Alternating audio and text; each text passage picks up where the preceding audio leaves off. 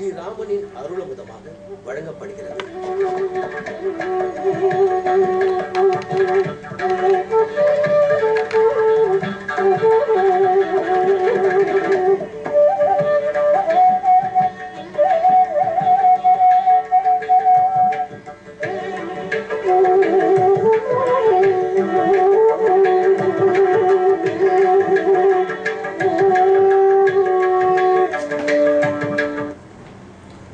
ऋषिञ्जुषामहे कृष्णतृष्णा तत्त्वमिबोधितं सहस्रशाखां योद्राक्षी द्राविडीं ब्रह्मसंहिताम्. இந்த ஸ்லோகம் நம்மாழ்வாரையே ஒரு ரிஷியாக கொண்டாடி அவர் கிருஷ்ண பக்தியில் எவ்வளவு திளைத்திருந்தார், 1000 பாசுரங்கள் கொண்ட திருவாய்மொழியை எவ்வாறு பாடினார், அப்படிப்பட்ட ரிஷியை நாம் வணங்குவோம் என்று கூறுகிறது. திராவிட பாஷையில் பிரம்ம சம்ஹிதையாம் திருவாய்மொழியை பாடியவர் சுவாமி நம்மாழ்வார். அநேகமாக அனைத்து திருக்கோயில்களிலும் பெருமாள் கோயில்களிலே நம்மாழ்வார் எழுந்துருளி இருப்பார். பழங்காலத்திலிருந்து ஒரு மரபு உள்ளது. பெருமானுடைய சன்னிதானத்தில் நிச்சயமாக பெருமாளும் பிராட்டியும் எழுந்துருளி இருப்பார்கள். இது அவசியம் இருக்க வேண்டியவர்கள். இது தவிர பிராகாரத்தில் இருக்க வேண்டிய தேவதைகள், விமானத்தின் ஓரொரு மூலையில் இருக்க வேண்டியவர்கள், விமானத்திலேயே இருக்க வேண்டியவர்கள், மதில் இருக்குமானால் அந்த மதிலின் மூலைகளில் இருக்க வேண்டியவர்கள் என்று பல உபதேவதைகள் இருப்பார்கள். இவர்கள் அனைவரையும் விட ஆழ்வார் ஆச்சாரியர்களுக்கு சந்நிதி இருக்க வேண்டும். அப்போதே ஜி.எஸ். சுவாமிகளோ ஆச்சாரிய புருஷர்களோ ஸ்தலத்தாரோ அங்கு தீர்த்த பரிகிரகம் பண்ணிக்கொள்ளுவார்கள். தீர்த்த பரிகிரகம் செய்தல் என்னால் அங்கு கொடுக்கப்படும் தீர்த்தத்தை பெற்றுக்கொள்ளுதல். அங்கு வந்து பெருமானை தரிசித்து ஸ்ரீ ஷடாரி பெற்றுக்கொண்டு தீர்த்தத்தை வாங்கிக் கொள்ளுதல். இதற்கு சாமான்யமாக பெரியோர்கள் வந்துவிட மாட்டார்கள்.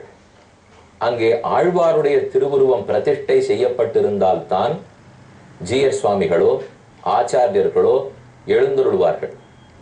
அப்படி முக்கியமான விக்கிரகங்கள் எவை எவை தெரியுமோ? பராங்குஷ பரகால யதிவரர்கள் என்று கூறுவார்கள். பராங்குஷர் நம்மாழ்வார், பரகாலன் கலியன் திருமங்கையாழ்வார், யதிவரர் சுவாமி ராமானுஜர். இந்த 3 பேருடைய விக்கிரகங்கள் எழுந்துருள பண்ணப்பட்டிருந்தாலே மடாதிபதிகளோ ஜீயர்களோ ஆச்சாரிய புருஷர்களோ அந்த திருக்கோயிலுக்கே வருவார்கள். நமக்கு சந்தேகம் வரும், இது எதற்காக? தனி மரபு, பெருமாள் இருக்கிறார் என்றால் போய் வணங்க வேண்டியதானே? வாஸ்தவம்தான். ஆனால் பகவானை நேரே வணங்க முடியாது. நம்மிடத்தில் எத்தனையோ குற்றங்கள், அவரோ கோபமுடையவர். நாம் குற்றங்களை கண்டு தண்டித்து விட்டால், ஆகவே ஒரு பக்தன் மூலமாகத்தான் பெருமானை பற்றுவது மரபு. பக்தர்களான ஆழ்வார்களும் ஆச்சாரியர்களும் இருக்க வேண்டும். அவர்கள் மூலம் பெருமானை பற்றினால் அவன் மனங்கனிந்து உவந்து நமக்கு அருள் புரிகிறார். இப்போது நாம் சென்னைக்கு அருகே இருக்கும் காரனோடை, அங்கிருந்து சோழவரம், அருகே இருக்கும் எருமவெட்டிப்பாளையம், இந்த மலைக்கு மேல் இருக்கும் ராமனை சேவிக்க போகிறோம். ராமனை சேவிப்பதற்கு முன்னால் ஆழ்வார் ஆச்சாரியர்களை முன்னிட்டு கொண்டுதானே வணங்க வேண்டும். பெருமானை பற்றுவதற்கு லக்ஷ்மணனையும் சீதையும் முன்னிட வேண்டும். இதை தெரிந்து கொண்டுதான் விபீஷணன் அருகில் இருந்த சுக்ரீவன் அவனை பற்றியே ராமனிடத்தில் சரணாகதி அனுஷ்டித்தான். அதே போல் நாமும் இன்று ஆழ்வார்களையும் ஆச்சாரியர்களையும் சேவித்துக் கொள்ளுகிறோம். முதலில் சேனை முதலியார், அதாவது விஸ்வக்சேனர், பகவானுடைய பெருத்த சேனைக்கு தலைவர். இவரேதான் உலகனைத்தையும் ஆட்டி படைத்து அததை நல்வழிப்படுத்தி பெருமானுடைய தொண்டில் ஈடுபடுத்துபவர் சேன முதலியார். அடுத்தது சுவாமி நம்மாழ்வார். அமர்ந்த திருக்கோலத்தில் நம் அனைவருக்கும் எளிதான தமிழில் உபதேசித்த வள்ளல். அருகில் மானவேல் பரகாலன் கலியன் கன்னி என்று சங்கமுகத் தமிழ் மாலை, தமிழ் மாலையான பெரிய திருமொழி 1084 பாடல்கள், மேலும் 5 பிரபந்தங்கள், இவை அனைத்தையும் பாடிய ஆலி நாடன், அரட்டமுக்கி, கொங்குமலர் குழலியர் வேள், மானவேல் பரகாலன் கரிகன்றி என்று பேசப்பட்ட திருவங்கை ஆழ்வார், அவரையும் தரிசித்துக் கொள்ளுகிறோம். அருகில் உடையவர் சுவாமி ராமானுஜர். தஸ்மை ராமானுஜார்யாய நம பரமயோகினே யஸ்ருதி ஸ்மிருதி சூத்ராணாம் அந்தர்ஜ்வரம் அசீஷமத். வேதம், வேதாந்தம், இதிகாச புராணங்கள் இவைகளின் உண்மையான கருத்தென்ன என்பதை உலகுக்கு தெளிவாக எடுத்துரைத்த வள்ளல், குழப்பமே இல்லாமல் பக்தியை பற்றி நன்கு வெளிப்படுத்தியவர் பகவத் ராமானுஜர். அடுத்து திருக்கட்சி நம்பிகள். இவரை தேவப்பெருமாள் மிகவும் ஆதரித்தார். இவரிடத்தில் சிஷ்யராக இருக்க வேண்டும் என்று ராமானுஜரே ஆசைப்பட்டார். பூவிருந்தவல்லியில் அவதரித்த இவர் தினமும் காஞ்சிபுரத்துக்கு எழுந்தொருளி பெருமானுக்கு விசிறும் கைங்கரியத்தை செய்து அவரோட பேசுவராம் அந்த பெருமை பெற்ற திருக்கட்சி நம்பிகள். இவர்கள் அனைவரையும் இன்று சேவித்துக் கொண்டோம். இவர்கள் மூலமாகத்தான் ராமன் திருவடிகளையே பற்ற போகிறோம். இந்த க்ஷேத்திரத்தை ராமன் தொன்மை வாய்ந்தவராய் அதீத வேலைப்பாடுகளோட உயரமான உற்சவர், அழகான அமர்ந்த திருக்கோலத்தில் ராமன் அமர்ந்திருக்கும் பீഠத்திலேயே அவ்வளவு அழகுமிக்க வேலைப்பாடுகள். தன்னுடைய திருமடியின் சீதை அமர்த்தி கொண்டு ராமன் எழுந்துள்ளி இருக்கிறார். அடுத்த நாள் சந்திக்கும் போது சேவிப்போம். இப்போதைக்கு ராமன் சித்திரகூடத்தை அடைகிறான். 56வது சர்க்கம்.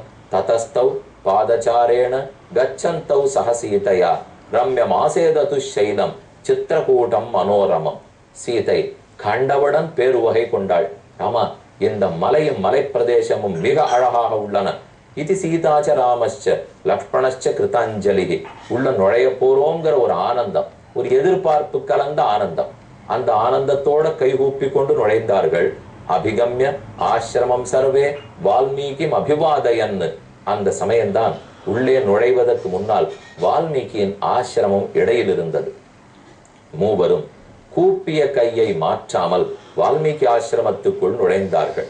குருஷ்பாவசதம் சௌமிய வாசேமே அபிரதம் மனஹ தஸ்ய தத் வச்சனம் ஸ்ருத்வா சௌமித்ரிர் விவிதான் துருமான் ஆஜஹார ததச்சக்ரே பர்ணசாலாம் அரிந்தமஹ.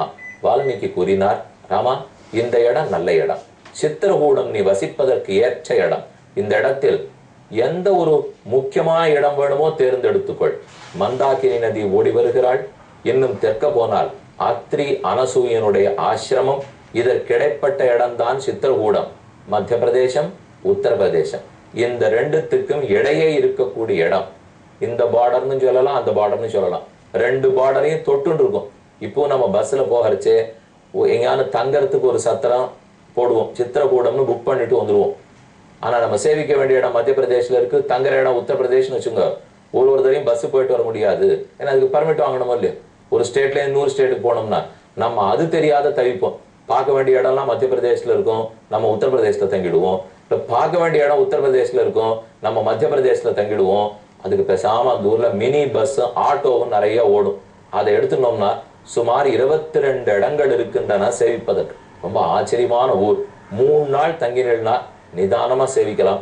நாம தங்கியிருக்கிறோமோ எந்த ஆசிரமத்தில், அதுக்கு நடுவிலே ஓட சலசலத்துன்னு ஓடும். எங்கேயும் போய் கட்டப்படவே வேண்டாம். எழுந்தாலே குறுக்க இருக்க ஆறு தான் கண்டப்படும். ராமனே நீராடின இடம் இருக்கு, ராம் காட்டுன்னு பேர். மந்தாகினி நதியே அழகு. சித்திரகூடம் அத்தியுதம். குப்த கோதாவரி, கோதாவரி தாய் ராமனை சேவிக்கணுங்கிறதுக்காக பூமிக்குள்ள இருந்து பெரிய குகைக்குள்ள நம்ம கீழே போலாம். போனா முட்டி அளவு ஆழத்துக்கு தண்ணீர் இருக்கும். அந்த குகைக்குள்ள போயிட்டு எழுந்திருந்து வரலாம். ரொம்ப குனிஞ்சின்று முதுகு ஒழுங்கா இருக்கிறவர்கள் மட்டும்தான் போக முடியும்னு வச்சுங்களேன். அந்த மாதிரி போயிட்டு வர்றதுல ரொம்ப அழகான இடங்கள். மேல பார்த்தா ஹனுமானுக்குன்னு ஒரு மலை. அவர் கையில இப்படி சஞ்சீவ பர்வதமாட்ட வைத்துட்டு இருக்கார். மேலிருந்து எங்கிருந்து தண்ணீர் ஊற்றுகிறதுன்னே தெரியல. ஹனுமானுடைய கையில விழுந்து அவர் திருவடியில பட்டு கீழ் நோக்கி ஓடுறது. கீழே போற தண்ணீரே எங்க போறதுன்னு தெரியல. மேலே இருந்து கொட்டுற தண்ணீர் எங்க இருக்கு தெரியல, கீழே போற தண்ணீரும் தெரியல. ஹனுமானுக்கு ஒரு ஆச்சரியமான இடம். இப்படி பல பல வியத்தகு இடங்கள் கொண்டது சித்திரகூட்டம். சித்திரகூட்டத்தை வலம் வருவது ஒரு நாளும் புண்ணியம் தரும். இதற்கு காமதகிரின்னு பேர். காமதகிரியிலே இன்னைக்கும் இந்த சித்திரகூட மலையே, அந்த மலையே ஒரு முகமா இருக்குன்னு வச்சுங்க. அந்த முகத்தை இன்னைக்கு நம்ம சேவிச்சுக்கலாம். அந்த முகத்தை சேவிச்சுக்கிறோம். ராமனால பிரதிஷ்டை பண்ணப்பட்ட முகம்.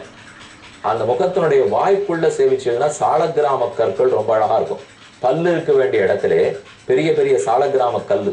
வாய் திறந்திருக்கு, குஹத்வாரம் ஆட்டம். அதற்குள்ள சாலக்கிராம கல் இருக்கும். அழகான வெள்ளியிலே கவச்சம் சமர்ப்பித்து வெள்ளியிலேயே கண்மலர்கள்லாம் சமர்ப்பிச்சிருக்கா. பார்க்கறதுக்கே ரொம்ப ரம்யமா இருக்கக்கூடிய இடம். பரதன் இங்கு வந்துதான் ராமனை கண்டார். பரத மிலாப்புங்கிற இடம் ரொம்ப முக்கியம். பரதன் ராமனை கண்டு திருவடி தொழுதிருக்கிற இடம். இன்னைக்கு அந்த காலடி சுவடுகளை அப்படியே நம்ம சேவிச்சுக்கலாம். ராமன் திருவடி பட்டது, சீதை பட்டது, பரதன் பட்டது. உள்ள நம்மள அந்த இடத்துல இறங்க விட மாட்டார்கள். அதை நல்லா காரடன் பண்ணி அழகா கட்டடம் கட்டி வேணும்னா குனிஞ்சு நம்ம தலையால் அந்த திருவடி சுவடை தொட்டு கொள்ளலாம். இன்னைக்கு உங்களுக்கு வாய்ப்பு கிடைக்கிறதோ அவசியம் போய் சேவிச்சுட்டு வாங்க. அதுக்காக சொன்னேன், யாருக்கா இருந்தாலும் இந்த நகரத்து வாழ்க்கையினுடைய சலசலப்பு பிடிக்கல, கொஞ்சம் ஓய்ந்து போய் இருக்கணும், ஆனந்தப்படணும்னு சொன்னால் ஒரு வாரம் ஓய்வு எடுத்துக்கொண்டு சித்திரகூடத்துக்கு போனோம்னால் ரொம்ப அற்புதமான இடம். இன்னைக்கே இப்படி இத்தனை லட்சம் வருஷம் கழிச்சு இப்படி இருக்கணும்னா அன்னைக்கு எவ்வளவு சரியா இருந்திருக்கும், அதனுடைய அட்மாஸ்பியர் எப்படி இருந்திருக்கும், அதனுடைய என்விரான்மெண்ட் எவ்வளவு தூய்மையோட இருந்திருக்கும், அவ்வளவு பியூர்னு சொல்ற முடியும். அது போல ரொம்ப ஆச்சரியமான இடம். அவர்கள் மனசும் பியூரா இருந்திருக்கு, இடமும் பியூரா இருந்திருக்கு. இன்னைக்கு ரெண்டுமே மாறிண்டு வருது. குருஷ்வாவசதம் சௌமிய வாசயமே அபிரதம் மனஹ ஆஜஹார ததச்சக்ரே பர்ணசாலாம் அரிந்தமஹ கர்த்தவ்யம் வாஸ்து சமனம் சௌமித்ரே சிரஜீவிபிகி. பர்ணசாலை அமைக்க சொன்னான் ராமன். அதில் கைதேர்ந்த நிபுணன போரே லக்ஷ்மணன் கிடுகிடுவென்று ஆங்காங்கு தொங்கும் பாளைகள், மர மட்டைகள், இருக்கும் இலை தழைகள், வைக்கோல் போல்கள் எல்லாத்தையும் சேர்த்து ஒரு தேர்ந்த இன்ஜினியர் கூட அவ்வளவு வேகமா கட்டுவாரான்னு தெரியாது. கிடுகிடுன்னு லக்ஷ்மணன் பர்ணசாலை கட்டுவிட்டார். பார்த்த ராமனுக்கு ஆச்சரியம். லக்ஷ்மணா, இதெல்லாம் நீ எங்க கத்துண்டே? நானும் நீ வசிஷ்டர் இடத்துல ஒன்னாகத்தானே கல்வி கற்றோம். உனக்கு எப்ப சொல்லிக் கொடுத்தாருனா, தலைவனா இருக்க வேண்டியதெல்லாம் உனக்கு சொல்லிக் கொடுத்தார், தொண்டனா இருக்கிறதுக்கு வேண்டியது எனக்கு சொல்லிக் கொடுத்தார். எனக்கு தெரிஞ்சது உனக்கு தெரிய போறது ராமா, உனக்கு தெரிஞ்சது எனக்கு தெரிய வேண்டிய தேவையில்லை. காப்பதற்கு நீ, காக்கப்பட்டு தொண்டு புரிவதற்கு நாம். நமக்கேத்ததை நான் கத்துண்டேன், உனக்கு அனுகிரகிக்கிறேன். இப்படி கையை வச்சுக்கிறதுக்கு எங்களுக்கு சொல்லிக் கொடுக்கலையே. அவர் வசிஷ்டர் அதை உனக்கு தான் சொல்லிக் கொடுத்தாரே தவிர அதை மற்ற பேர் எங்கேயும் ராமன் இப்படி அபயப்பிரதானம் பண்றார், லக்ஷ்மணன் இப்படி கை வச்சு நம்ம பார்த்ததே கிடையாது. கையை கீழே வச்சுப்பார், வில்ல பிடிச்சுக்கு போறார். அபயம்ங்கிறது பெருமான் செய்வான், சீதை செய்வாள். அப்ப தலைவனுக்கு உண்டானதை அவர் கத்துண்டார், தொண்டனுக்கு உண்டானதை லக்ஷ்மணன் கற்றுக்கொண்டான். பர்ணசாலை அமைக்கப்பட்டது. ராமன் உள்ளே சென்று வாஸ்து சாந்தி பண்ணணும். லக்ஷ்மணன், நாம் இனி கொஞ்ச காலத்துக்கு வசிக்க போகிறோம். ராமன் நினைத்தது மிச்சம் இருக்கக்கூடிய 13 வருஷத்தையும் இங்க கழிச்சு விடலாம் என்று நினைத்துத்தான் வந்தார்.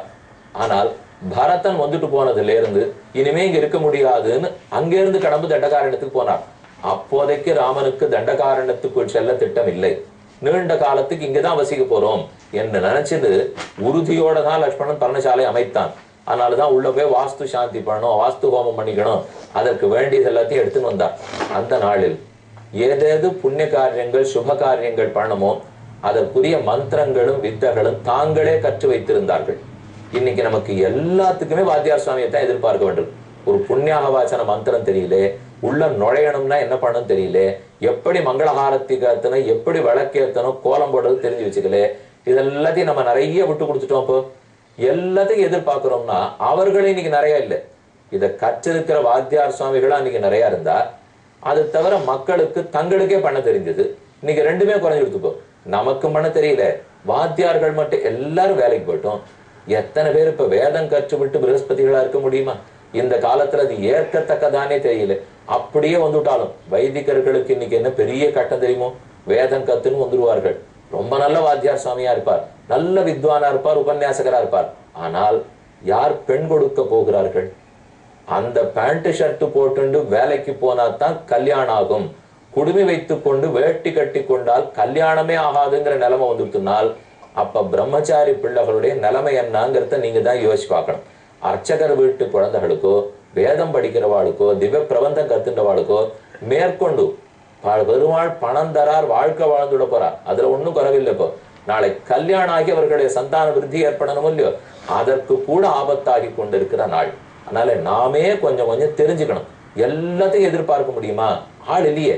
அதிகாரிகள் இருந்தால்னா சொல்லிக் கொடுக்க ராமன் தானே அமர்ந்தான். மந்திரங்களை ஓதி திரவியங்களை கொண்டு வாஸ்து சமன ஹோமத்தை முடித்தான். இனி இங்கே ஆனந்தமாக வாழ்வோம். சுரம்யமாசாத்தியது சித்திரகூடம் நதிஞ்சதாம் மால்யவதியும் சுதீர்த்தாம். பக்கத்துல மால்யவதி என்னும் சிற்றோடை, அதன் கரையிலே இருந்து ஆனந்தமாக இரவு பொழுதை ராமன் கழிக்கிறான். மேலும் காண்போம்.